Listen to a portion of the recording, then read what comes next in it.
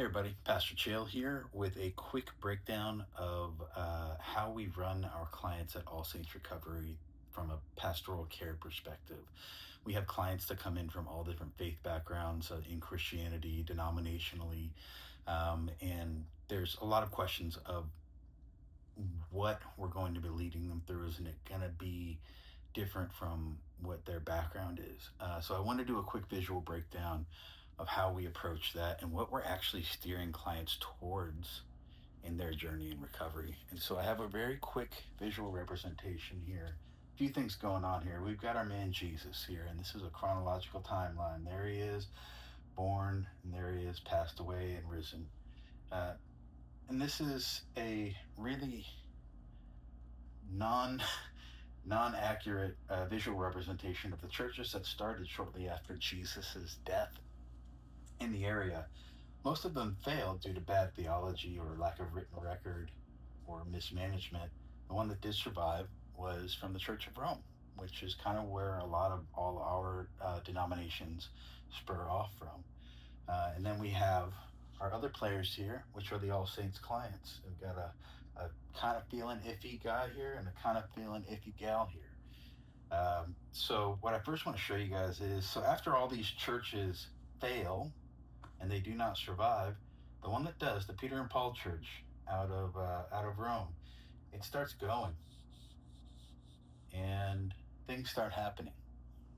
The first big split, east to west. The first really big split is east to west. And the Eastern churches kind of go off from there. There's not too many splinters of the Eastern Orthodox churches, but they're still going and they're there today. On the Western side, we have split after split after split. You've got Calvinism, you've got Martin Luther, you've got the Church of England, and they just keep, and this is not accurate, by the way, I'm just kind of giving a visual representation. Everything starts splintering like crazy from there to all these different churches, and they're usually started over a disagreement about theology or practice. And it just keeps going like that until you have present day, where we have in the United States anywhere between conservatively 3,000 denominations in the United States. If you start counting in the non-denominational churches as separate denominations, then you're in the tens of thousands. And so this spider web just keeps splintering off, and it's always about disagreements over minutia and little things. What that means for our clients coming in, Mr. and Mrs. Client, is they're wondering, and their families are always wondering, how are you going to route us or my family member through all of this? And where are you going to take them with that? Because we don't want them signing up for stuff that we don't agree with or they don't agree with. The answer is we're not. The answer is my job, my sole goal, and my passion is to take these clients, avoid all of that, and route them straight here.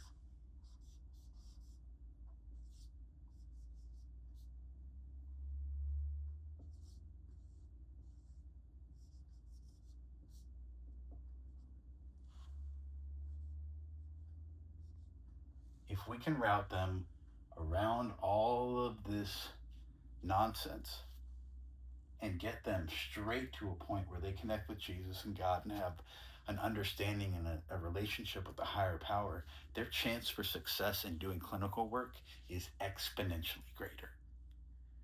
And it is a struggle. It is a struggle to grab clients with some background, some experience, maybe some church hurt, and convince them that the way back here is not running through all of this to try and get here.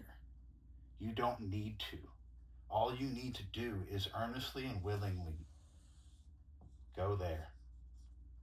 Prayer, meditation, communicating with God, asking Him to relieve your defects of character, asking Him for enough peace and contentment to earnestly go through clinical work and take a good hard look at yourself, a good hard look at your habits, a good hard look at your history, evaluate it, and move on it.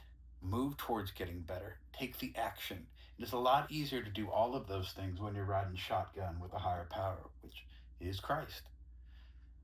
So that is the way we approach these things theologically. That's the way I approach these things theologically in my groups, and it's saved my life. I am somebody that was extremely caught up in all of this, and I didn't get better until I just went straight to Jesus. Now, since I've gotten better, 5 years down the line now, I have time to examine these guys, take a look at what happened and what I think about it, and spend some time with that. But it's healthier to do that when you're not on fire. All that matters right now is getting that personal connection with Jesus, and then moving forward earnestly and walking the walk to do your clinical work. So that's it. That's how we approach it. Thanks so much.